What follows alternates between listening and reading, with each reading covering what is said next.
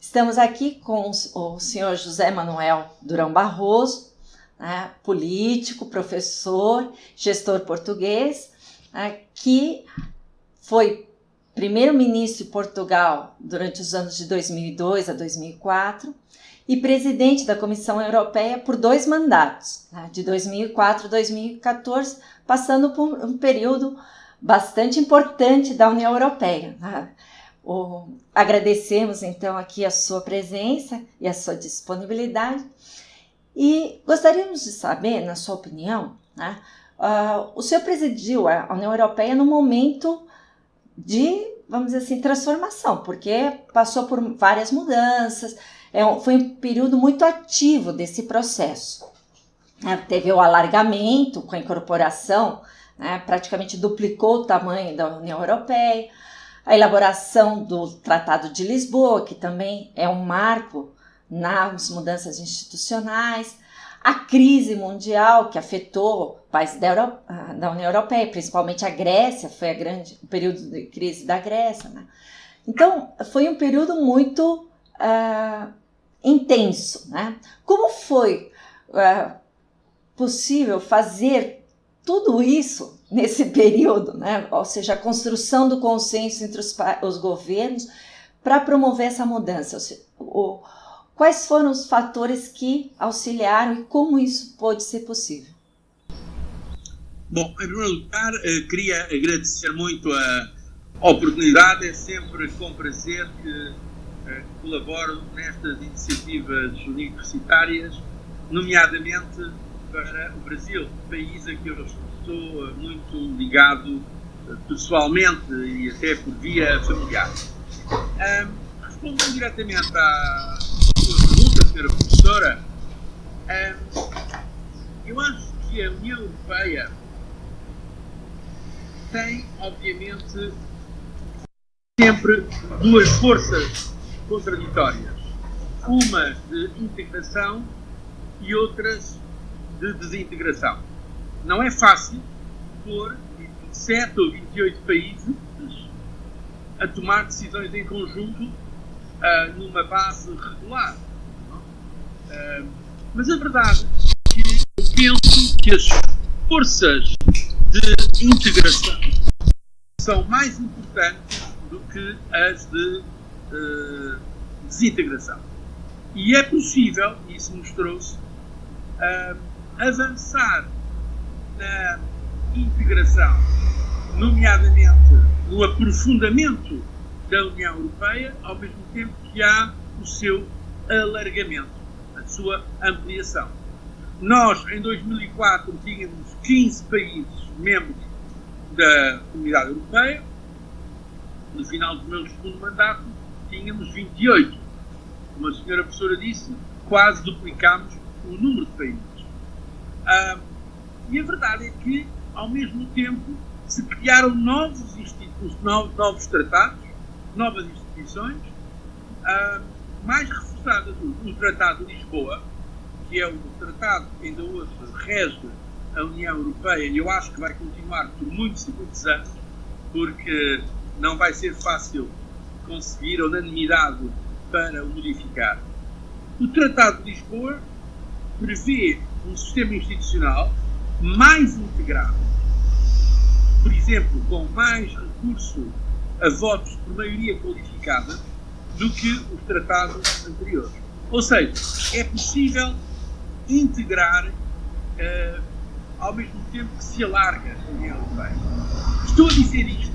Houve muita gente que disse que o alargamento da União Europeia iria prejudicar o chamado aprofundamento. Agora, a sua pergunta é como é que isso é possível?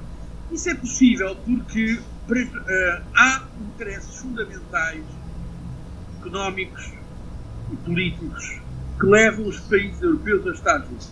Há diferenças e muitas vezes há desacordos e há diferendos e às vezes há coisas difíceis.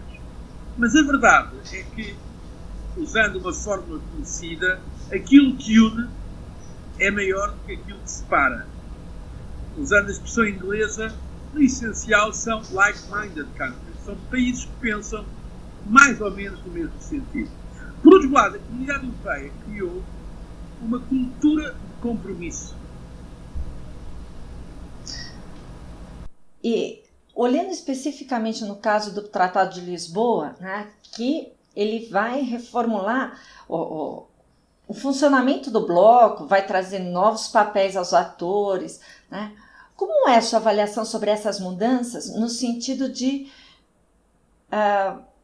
o impacto disso dentro dos países, né? Ou seja, essa maior força da União Europeia enquanto instituição, e ao mesmo tempo as instituições com maiores poderes, por exemplo, o Parlamento Europeu, que passou a ter um papel decisório no processo, né, um papel maior nas decisões.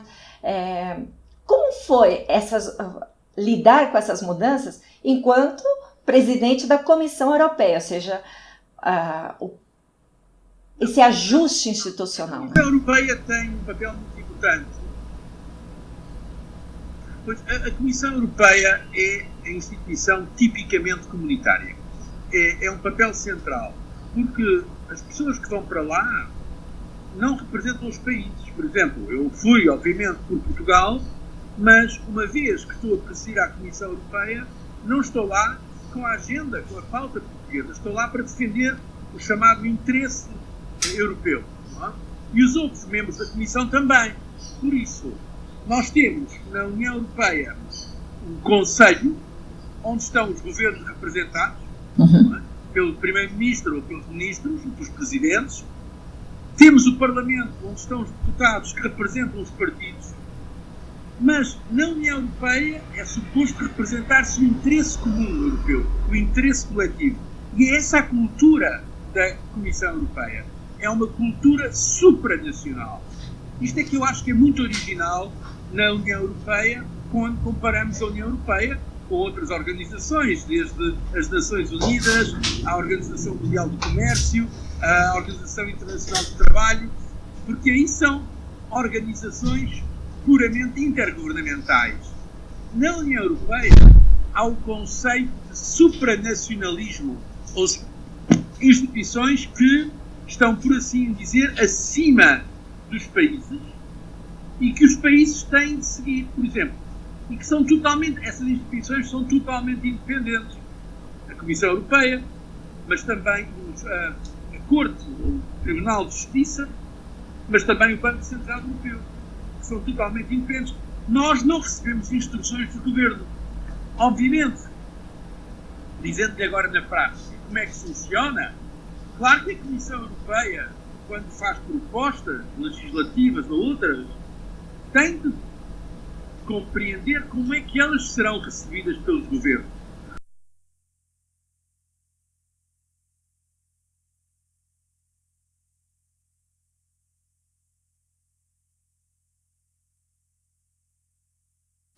Mas a verdade, se posso dizer, é que eu, durante 10 anos que estive à frente da União Europeia e da Comissão Europeia, nunca recebi instruções, nem do meu governo, nem do governo português, mas também não aceitei instruções da Alemanha, ou da França, ou do Reino Unido, ou da Itália, ou se fosse quem fosse, porque a Comissão Europeia tem esta cultura de independência.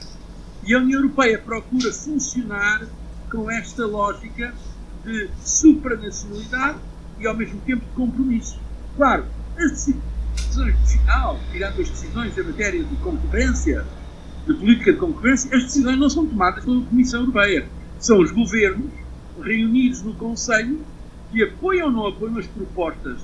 Mas a Comissão Europeia tem o chamado monopólio de iniciativa.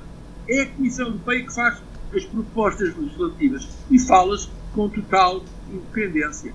Por isso eu acho que a União Europeia é, de facto, do ponto de vista político e institucional, qualquer coisa diferente. Não há outra organização assim. E é muito interessante. Ao mesmo tempo é difícil, mas a verdade é que no final acaba por tomar decisões. E no caso, o Jean Monnet, né, no início, ele disse que a construção europeia seria forjada através de crises e seria a soma dessas soluções nesses momentos, né? Na sua opinião, ao longo dos mais de 60 anos da trajetória europeia, quais teriam sido as principais dificuldades da integração e os maiores logros diante desses desafios? Bom, em primeiro lugar, eu queria dizer que concordo muito com essa frase de Jean Monnet. Eu próprio, durante a crise, muitas vezes citei Jean Monnet essa frase. E hoje acho que podemos dizer que mais uma vez se verificou aquilo que ele dizia. Porque foi precisamente graças à crise, e sem a crise financeira, não teria acontecido que se reforçaram os poderes da União Europeia. Por exemplo, se criou agora o chamado Mecanismo Europeu de Estabilidade. Tem mais de 700 mil milhões de euros. É uma espécie de FMI europeu. Se não fosse a crise, os governos europeus não aceitariam essa nova entidade. Criámos o princípio da União Bancária. Portanto, é de facto diante das crises que os governos se decidem a fazer mais um passo institucional. Autores da teoria da integração falam muitas vezes no chamado spillover, que é um passo que se dá que obriga a dar outro. Mas, politicamente, quando não há um incentivo muito forte, as pessoas não dão. Outro presidente da Comissão Europeia, foi o antecessor, Jacques Delors, ele uma vez usou a imagem da bicicleta. A bicicleta, se nós pararmos, deixarmos de pedalar, a bicicleta cai. Tem sempre que se continuar. Também acho que é uma imagem interessante. Agora, eu acho que as crises da União Europeia foram muitas, sobretudo foram criadas por diferentes vias ou diferentes percepções sobre o ritmo da integração. Por exemplo, houve a crise da chamada politique de chaise vide, quando a França, com o general de Gaulle, não aceitou que houvesse decisões por maioria em algumas matérias, e então se recorreu ao veto.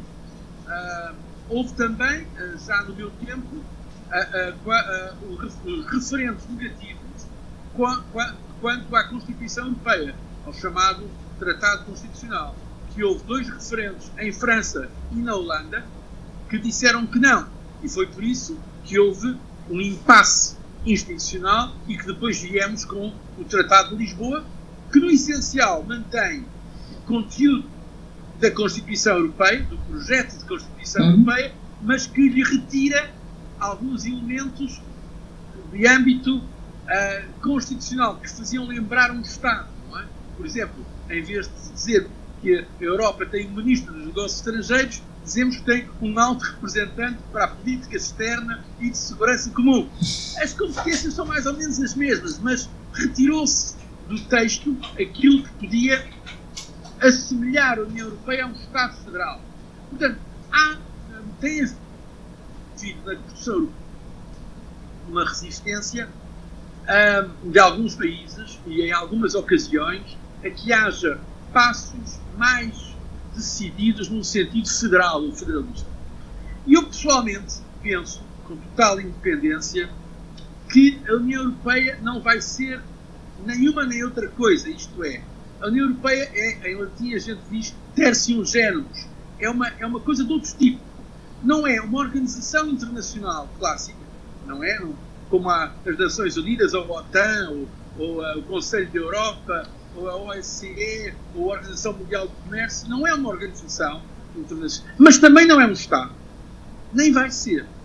Não vai ser no futuro previsível um Estado, como é o Brasil, uma federação, os Estados Unidos, ou a Rússia, ou outros países. A União Europeia não é, porque nós somos países, hoje em dia somos 28, aparentemente podemos ser 27 se o Brexit se vier a verificar, mas somos 28 países, alguns deles, como Portugal, muito antigos, com uma cultura muito antiga, uma identidade muito forte, e portanto o nosso sistema de criação institucional não é dos Estados Unidos da América, que houve um momento de Filadélfia, não é? Eu acho que não vai haver.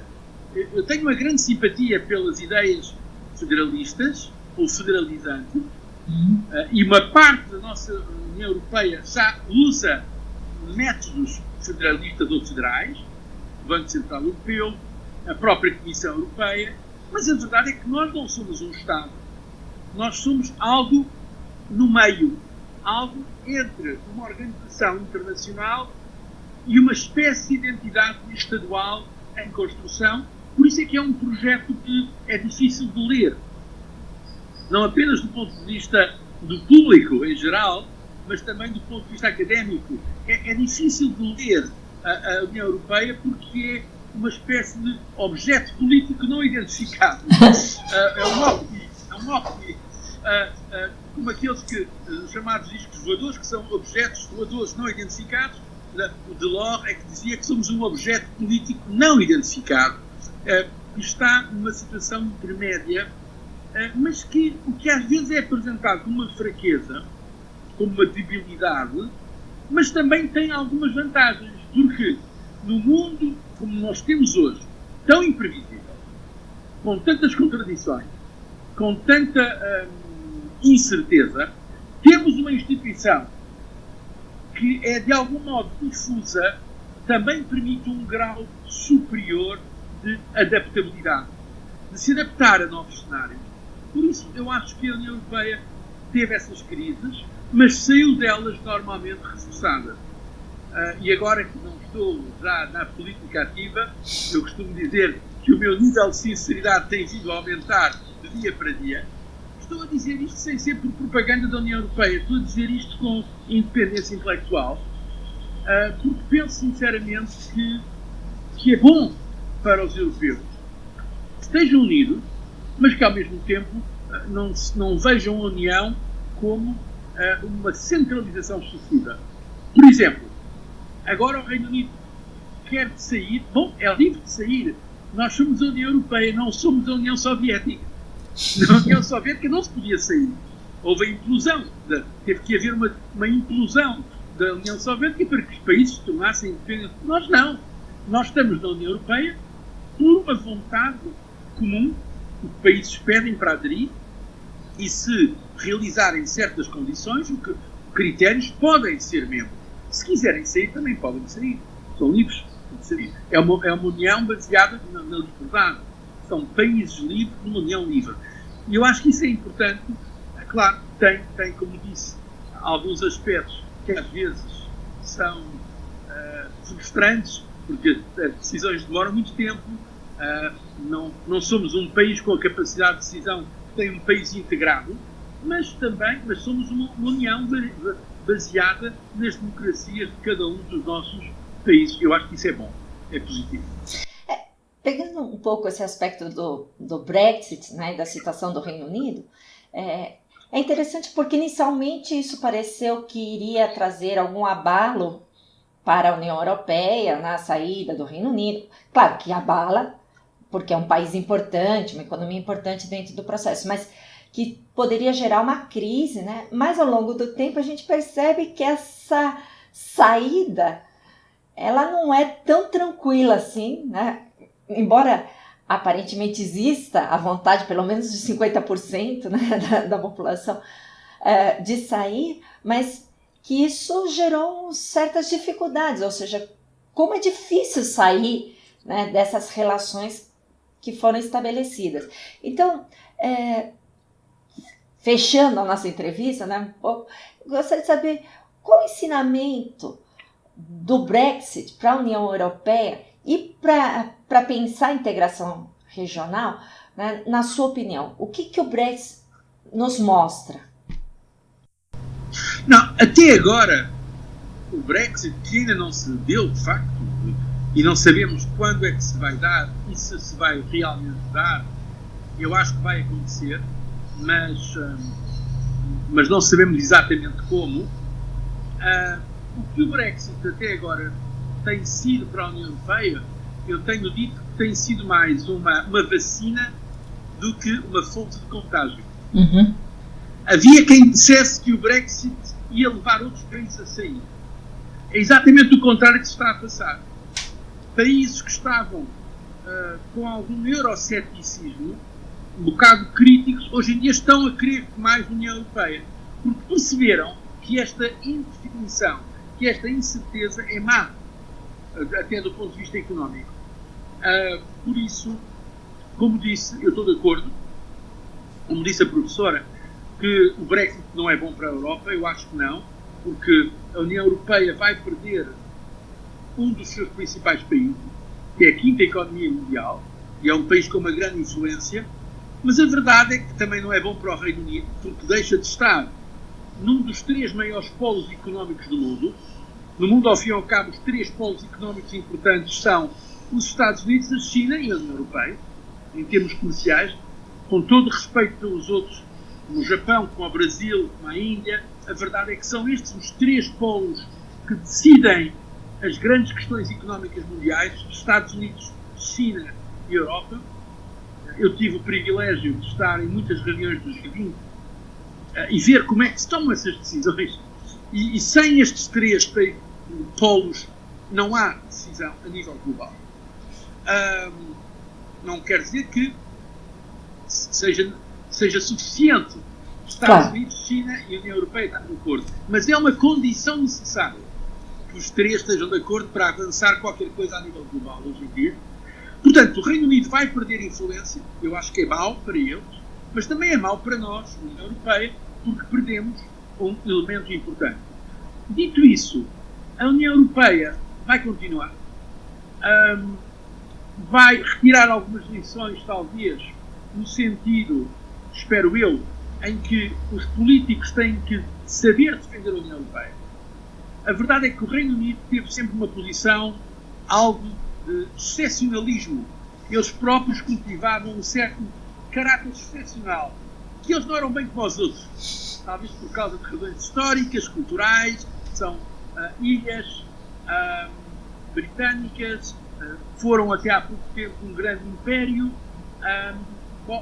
E a verdade é que o Reino Unido foi sempre visto como um caso à parte na União Europeia. E, como sabe, houve até um veto à entrada do Reino Unido posto pela França, precisamente pelo general de Gaulle. E por isso houve sempre uma fricção na relação Reino Unido-Europa, embora o Reino Unido, eu isso posso dar o meu testemunho, em todas as grandes decisões, com exceção do euro, porque eles não faziam parte, nem fazem parte da chamada moeda única do euro. Mais uma exceção. Com exceção do caso do euro, o Reino Unido estava no centro das decisões. Quando a gente discutia nas cimeiras, nas cúpulas da União Europeia, as relações estratégicas com os Estados Unidos, com a China, com a Rússia, as grandes questões comerciais, o câmbio climático, o Reino Unido é dos países que tinha mais peso na decisão. Estava no centro. Mas, curiosamente, os políticos britânicos, em Inglaterra, apresentavam sempre a União Europeia como algo exterior. Como se eles próprios não estivessem no centro da decisão. Eu acho que esta é que é a grande lição aqui. É que muitos políticos europeus, estava a dizer que uma coisa que acontece muito na Europa, eu tenho dito que é o seguinte, é a europeização do fracasso e a nacionalização do sucesso. Exato. Os políticos europeus, quando as coisas estão bem, dizem que são eles que têm razão. Foi mérito deles. Quando as coisas vão mal, diga do de Bruxelas. Ora, isso é que é o problema. Eu acho que esta é a lição a tirar agora do Brexit, é que se queremos manter a União Europeia, temos de a defender. Não podemos dá-la como adquirida. Temos que fazer a sua pedagogia. Porque, como se viu no referendo inglês, eu disse isso na altura ao primeiro-ministro David Cameron, quando ele me informou que ia organizar o referendo. Eu disse, olha, que isso é muito perigoso, porque vocês passaram 40 anos a dizer mal da União Europeia, não é agora em 4 meses que convencem os ingleses que a União Europeia é uma coisa boa, não? Bom, mas ele estava convencido que ia ganhar o referendo e depois perdeu o referendo. Portanto, a meu ver, esta é a grande lição a retirar do Brexit. A necessidade de ownership, a necessidade de apropriação da União Europeia, não apenas pelas instituições comunitárias em Bruxelas ou em Luxemburgo ou em Estrasburgo, mas pelos políticos nacionais. Essa, a meu ver, é talvez a grande lição a tirar do Brexit. Bom, eu agradeço muito a sua entrevista, eu acho que foi muito rica, né, em nos trazer essa visão de dentro, né, mas uma visão crítica, né, analítica de dentro. Foi um prazer enorme e a gente sempre fecha as entrevistas dando o espaço ao entrevistado para dizer as suas palavras, alguma coisa que às vezes não entrou na entrevista. Não, eu queria dizer, em primeiro lugar, é que, como objeto de estudo, a União Europeia merece mais atenção. Eu vou muitas vezes ao Brasil e meu pai nasceu no Brasil, eu tenho muita gente amiga no Brasil, em São Paulo, no Rio, em outras partes, em Brasília, em Rio Grande do Sul, em Minas Gerais, na Bahia. Conheço bem o Brasil e eu acho, se me permite a opinião, que a União Europeia não é suficientemente conhecida do Brasil. O Brasil, para já, é um país muito grande e por isso olha muito para si próprio, mas quando olha para fora, olha mais para os Estados Unidos. Mesmo quando é para criticar os Estados Unidos, há uma espécie de fascínio com os Estados Unidos e a Europa não merece, talvez, atenção. Ora, eu acho que a União Europeia merece mais atenção académica e política, porque, bom, é um conjunto de 27 ou 28 países que votam quase sempre no mesmo sentido nas Nações Unidas, que é importante. É um polo de poder económico, sem dúvida, muito significativo, um dos grandes polos. Politicamente não está ainda a nível de projetar o seu poder, como estão os Estados Unidos, ou a China, ou outros, mas é uma construção também muito original, baseada na democracia, na liberdade, nos direitos do homem. A União Europeia não é perfeita. Como disse, olho criticamente também a União Europeia. Há coisas que não estão bem, mas do ponto de vista de integração regional, é seguramente o caso mais avançado na história das relações internacionais. Não é? Portanto, se compararmos com a ASEAN, no Sudeste Asiático, ou com o Mercosul, aí que envolve o Brasil e alguns países da região, ou o antigo Pacto Andino, ou as integrações regionais africanas. Portanto, a União Europeia é, sem dúvida, do ponto de vista institucional, o caso mais avançado que há na história das relações internacionais, e só por isso merecia atenção. E já agora, também faço votos, exprimindo uma opinião pessoal, de que consigamos um acordo da União Europeia com o Mercosul, que o Brasil tem aí um papel essencial. Seria o maior acordo comercial do mundo, em termos de comércio livre, e acho que também do ponto de vista político e humano, das relações entre pessoas, faz todo o sentido. Eu não digo isto só por ser português e amigo do Brasil, mas faz todo o sentido que o Brasil, que é um país na base cultural, ao cabo da civilização ocidental e europeia, que nós trabalhemos em conjunto, a União Europeia e o Brasil e os países da América Latina, e que isso seja um esforço não apenas das universidades, mas também das sociedades civis, dos partidos, das empresas, dos sindicatos, das forças vivas, que a gente às vezes diz, de ambos os lados, para uma cooperação que também nos ajuda a promover, ao fim e ao cabo, valores que são comuns. O Brasil é uma democracia, como somos nós aqui na União Europeia, os valores da liberdade, do Estado de Direito, da dignidade da pessoa humana, da igualdade de direitos entre homens e mulheres, são valores que estão no artigo 2º do Tratado de Lisboa e que nós, em princípio, temos de respeitar e fazer respeitar. Era esta a mensagem pessoal que eu também queria partilhar convosco e agradecer muito esta oportunidade e as maiores felicidades para si, para a sua universidade, para os alunos e para os estudantes da universidade. Muito obrigada e agradeço muitíssimo a sua colaboração e faço votos de que a sua mensagem se realize. Muito obrigado, então. Até logo.